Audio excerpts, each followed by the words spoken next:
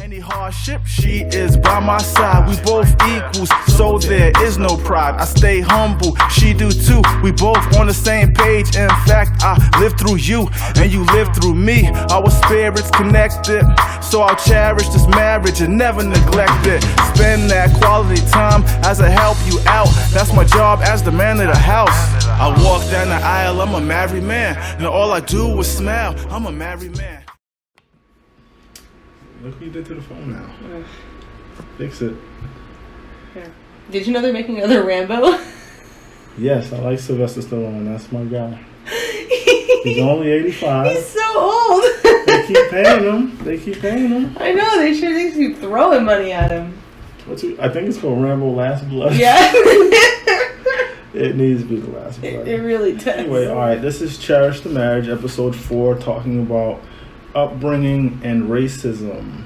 When we say upbringing, we're talking about our upbringing, like from a cultural standpoint, what was kind of, in each of our different cultures, what we were kind of taught, along with what our parents kind of taught us too. Mm-hmm. But if you're joining for the first time, this is our weekly video that we do where we cherish our marriage of two thoughts, not just our marriage of us together, but differences of opinion and things like that. So today we're talking about our upbringing and racism. Such a big, deep topic to talk about, both sides. Right. Yeah. So you go ahead with whatever you want to ask first. So Okay. I always let her lead. So. Okay, so I guess I'll just ask you, just kind of give a short description of your upbringing. I had a really good upbringing. I was pretty sheltered. I grew up in the South, in North Carolina. My grandparents primarily raised me, so they both obviously lived through, when it was segregated and things like that, but they didn't really, press on any, racial attitudes towards me or anything. It was really strict on some things, but overall they kept me out of trouble and kept me kind of focused. And my grandfather was actually a military man, so him being in the service for 22 years, he was really strict with order and things, being neat and stuff like that. So I definitely think a lot of that kind of rubbed off on me.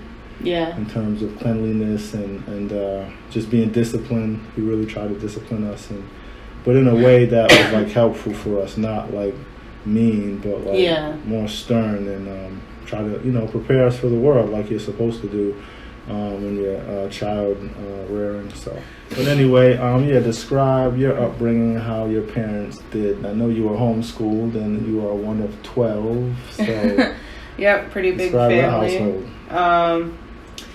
So we I guess I was born and raised in Arizona, so I've actually lived here in Arizona my whole life, up to this point. So there was 12 kids in my family, and I'm kind of on the upper end. I was number 4. So, I was kind of like the older sibling most of my life. So I don't know. They would probably say I was kind of bossy when I was a kid, because I probably was. But no, it was pretty good. I mean, I really liked being homeschooled. I've always been sort of a homebody. I really like hanging out at home. And I always have craft projects to work on, so I never got bored. I was raised in church, so pretty much been going to church my whole life. So when you say you grew up in church, because I too sort of grew up in church, we went to church on Sunday. Do you feel like you were raised in a Christian home though? And do you feel like, knowing what you know now about the Bible, do you feel like you were raised in under strict Christian doctrine? Because I wasn't raised that way. Yeah, definitely. We would used to do for a long time we did weekly Bible studies. We might have even done daily Bible studies for a while, as a family. We used to do this really fun one where my parents had this big book, and it had a lesson, and then there was an activity that we would do, and then there was a story involved and stuff. So one of them, I don't even remember what the lesson was about, but one of them we drove to the mailboxes at like 9 p.m. because that's when we were doing it. And there was like a little present for each of us Oh, kids like in a there. like a treasure find. Yeah, thing? something That's like that. pretty cool. And then there was another one. The activity was we had to like squirt all the toothpaste out of a toothpaste thing and then try and put it back in. So that was really fun. But yeah, I definitely feel like I was raised with a strong Christian ethic and like a personal desire to, you know, like build my faith. Okay, that's pretty good. Yeah, I didn't really have that exactly, but my grandparents they prayed. I remember my grandfather every morning praying on the floor out loud and stuff. And, you know, they taught us the best they knew about the Bible. My grandmother knew the golden rule, and she always, you know, told us to treat others how you wanted to be treated, you know, and, you know, that kind of stuff. And I definitely think my demeanor and how soft-spoken she was kind of rubbed off on me. Yeah. And, you know, just being gentle temperament type of thing. So that was really instrumental in how, after I left home, how I, you know, continued to treat people. So. Yeah. All right. Okay, so that actually kind of is pretty similar to, I mean, kind of leads into the next thing I was going to ask, which is, it's kind of a two-parter. So one part is how has your upbringing shaped you, which that's obviously a part of it, you know, kind of seeing how your grandma was, and that kind of shaped you into like realizing that's the kind of person you wanted to be. But then like, are there ways that you are kind of differ from from parts of your upbringing? Now? Or? Yeah, like things that you like believe differently or act differently than you were raised. Yeah, you know, taking my family out of the equation per se, I'm just more mature now. One thing in society, and this probably goes on, you know, both black and white side, at least for males, is that in school you're kind of like praised for how many different girlfriends you have or how many different women you can score or whatever like that. Not that I was into that, but that's one thing that's vastly different now, that I think that it's not a popular thing to do. But, you know, it's like growing up, it was like, oh, you got this many phone numbers, that many phone numbers. It was like you were the it kind of guy if you could do that. And then, you know, just having, you know, a lot of clothes and stuff and a lot of excess of things. It was like really... and my grandfather used to tell me to like save some of my money, and like I always wanted to have like a different outfit and all these clothes and stuff and hundreds of pairs of sneakers, and he always would tell me, you know, all that's going to be old, you should, you know, save your money, you know, for a rainy day and stuff like that. So it really kind of developed poor habits at a young age, me not listening to him and thinking that I had to kind of keep up with the Joneses, so to speak. So yeah, that's good. You have any questions you want to ask me? Nope, no questions. All on you. Guess we're all done. No, we're not done yet. So, you don't have nothing else? I have another question. Okay, go ahead. Okay, so speaking as a parent, putting her on the spot. looking at our, you know, thinking about our kids and raising them, are there things that you have specifically thought that you want to do or don't want to do with our kids, like based on things that have happened in your past? Things I do want to do or don't want to do? Yeah. Well, we already decided as a family not to spank our kids, but that doesn't mean not discipline them. I think in black culture, or particular, that, you know, you always spank your kids. You know, it's like it's how you discipline them. You know, I was spanked. You know, it's just you kind of do what your parents did, and it's like that. It's almost like that's the only way, at least you know, and you kind of resort to it. But I always had the mindset, even when I was younger, that, well, before I had kids, I was like, oh, I could never do anything to physically hurt them, or seeing them cry, it would just be too much, you know. But now, you know, I have way more, you know, understand how they can get on your nerves. Right, they can push your buttons, But before I had kids, I didn't really realize that. But, you know, so that's one thing that my parents definitely told me, or, you know, not told me, but, you know, kind of demonstrated, so, and that's something that's really different now. So overall, we both had really good upbringings. I was fortunate, you know. You sound like you had a really good upbringing. Do you feel like since you were homeschooled because, you know, you were homeschooled your whole life. You never went to public, right? Correct. Do you feel like you missed out on anything? I know there's a lot of projects and stuff you would have done or did do because you were homeschooled. But on the flip side, do you ever like hear like your siblings, anybody, or stuff I've told you about school and wish you would have went? No, not really. Feel like you missed out on nothing? No, I really don't feel like I missed out on anything. See, now for me, almost all the friends I have, I met in school. But see, I had a lot of friends too. They were friends at church, and they were, you know, like we had a homeschool group and stuff. So I don't feel like I didn't have friends. And then plus once I started you getting had more friends though. Do you think you'd have more? Maybe.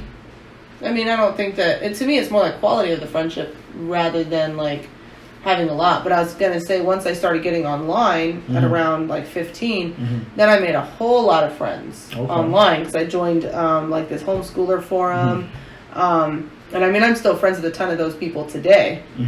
So I've made a lot of connections through online, you know, not just in person. Right. So you know, no, I don't. For me personally, I don't feel like I missed out on anything. So I really am glad that I was homeschooled. Like you said about projects, I feel like I was able to do a lot more art-related stuff. Than, so you probably wouldn't be the artist you are now unless you were homeschooled. Yeah, I feel like I might not have been. Because I was really able to dedicate just like hours and hours every day to my artwork. Right. So, you know. That's good. So I mean, I definitely just, you know, I'm not saying that homeschooling isn't for everybody because it's really not. You know, not everybody wants to or enjoys it. I think it depends on too where you live at, because you living in a small town, like you said, with the homeschool groups and things like that. For me, in my neighborhood, everybody went to school. So if I was homeschooled, I would have just been the only one home. Like there wasn't any groups to go to, anything. Right. Like that. There might have been, but just it wasn't common. You know, I hadn't even heard of it till I met you, honestly. And you know, it was just what everyone did. So I think it just, you know, depends on where you live at and things. That's true. And I mean, I wouldn't say that the homeschool group was large. I mean, there were also kids in our neighborhood who I was friends with, who just lived, you know, nearby. Right. And all of them went to school. So, you know, it was still the norm that most people around us, you know, went to public school. It was just we sought out a group. And then, you know, I think at one point we were part of a group, and then that group kind of ended for a while. Yeah. And then my mom and this other lady who was new in town, they started a new group. So we were in that group for a long time. So we talked about our upbringing. I feel like there's something else I want to ask you. Big thing I want to ask you. I can't read your mind yet. Yeah, not yet. Pretty close. Pretty close. You know me that well, huh? You know me like a book. Open book. Now we're going to jump into the next part. We're going to dive right into He's going to dive in. Racism. Have you, Joanna, had any racial experience in your life that has been blatantly obvious, whether it's like discrimination or anything that, you know, you care to share with the people? No, I really don't think so. No, not really. Nothing at all? Oh, okay. I don't think so. But I would think it'd be less likely for me because I think it's probably less likely for white people in general to deal with, you know, racial type things. But for me, I haven't really experienced anything firsthand, but like I was telling you before we started the video, growing up in the South in North Carolina, you know, you hear a lot of stuff, and I kind of was raised not fearful of the police, but always like, you know, thinking they were kind of out to get us, and like always like have to like have both hands on the steering wheel. It's kind of just, you know, kind of protect yourself, you know. And then I know you have a different view of how you were raised in terms of how you view the police. Right. Yeah, I would say for me it's pretty much exactly the opposite. Like the way I was raised, and just the whole not necessarily strictly from like my parents, but just from like all of, you know, white culture and how I grew up, is, you know, that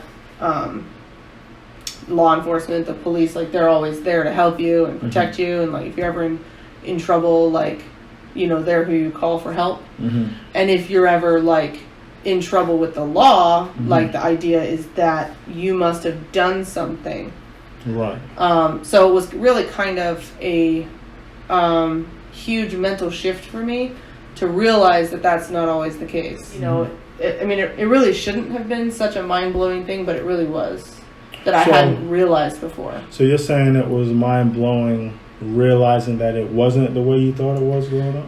Yeah, that like things like racial profiling, that exists. Because the way I was taught is that doesn't exist, essentially. Other than like, some random crazy person, So what changed your awareness about it? Like how come now is it because we're married or? No, I wouldn't say that's like. That's probably part of what led me down that path, because honestly, before I met you, I really didn't know that many people of color. There was almost nobody other than white people. Yeah, when I in go my to Benson hometown. now, I haven't had any racial problems in Benson, but when I go there, that's where she's from, a town called Benson. But I can feel like white people just looking at me kind of weird, because there's not that many black people there, hardly any. Right. Like you said, you never seen one in person, right? So I was like an adult. She's from like a town, like one stoplight sort of thing. Yeah. And then even here sometimes, like I was saying, I've never had any like racial things with the police happen. I think one time when I was back home, someone, a narcotic guy stopped me and thought I was selling drugs, but I was in an area that was known for selling drugs, and it wasn't nothing like assault, bad, but he did think I was doing that. And then here someone like yelled a racial slur at me, like driving down the street or something like that, and then I think someone threw a can at me, threw a empty can of Red Bull or something. So this is very weird, like small isolated incidents, but the bigger things is the stuff that you hear and the stuff that that goes on. Stuff like that does occur, but like you were saying, not all the police are like bad, and it's not just like as prevalent as like maybe I was brought up to think. Like I was brought up to think like all the police are bad. You know what I mean?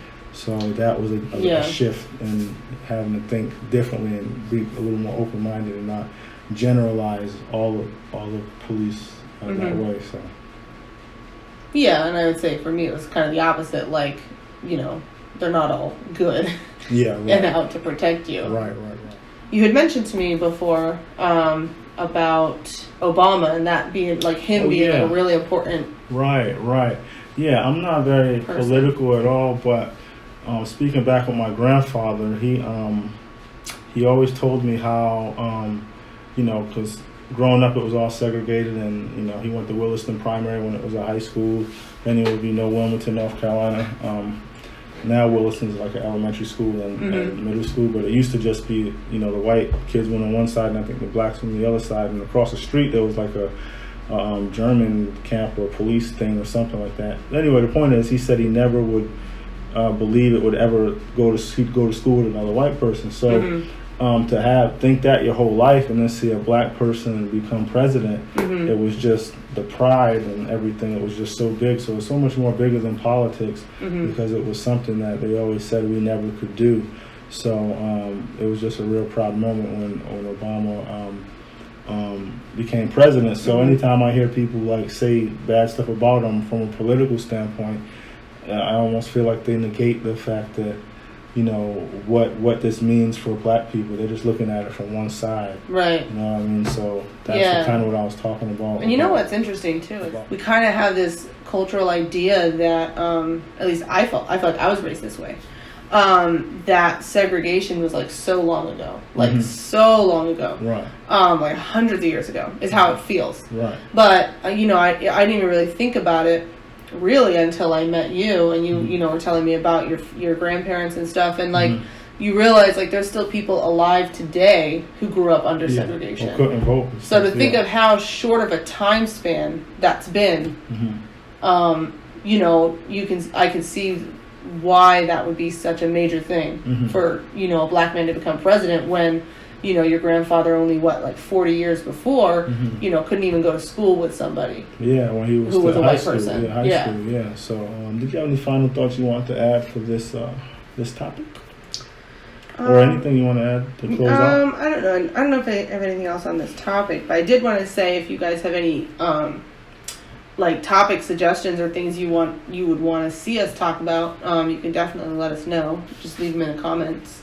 You know, if there's anything you think, you know, what did Joanna and Derick think about this? Oh, you're a guru now, huh? So People yeah, I'm just a gonna guru. come to you and ask you stuff. Yep. I always like to quote Jay-Z, I could have been anywhere in the world, but you spent it here with us. It's from H to the Izzo. You might not know that song. That's it. We're done talking about our upbringing and our racism. So we appreciate y'all watching once again, and that's going to do it for tonight. All right. Your final thought. I said a final thought. Oh, I said my. Oh, okay. I thought I said my final thought already. All right. Just say love God and love other people. That'll be your final Love thought. God and love other people. Good night. Same time next week. I walk down the aisle, I'm a married man. No, all I do is smile, I'm a married man. And though we face some trials, I'm still happy, man. Would I do it all again? Oh yeah, gladly, man. Flesh of my flesh. You don't know what I used to listen to when I was little. I didn't really have a filter. I remember this song and this one song. You gotta be in your 30s and know those songs. There's this rapper called Jamal, and he has like a one-hit wonder, and he had this song where he dropped like F-bomb. He's like, you know, who wants to see Jamal fade them all? It's called Fade Them All. He's playing that song real loud. My hip hop had to know this song.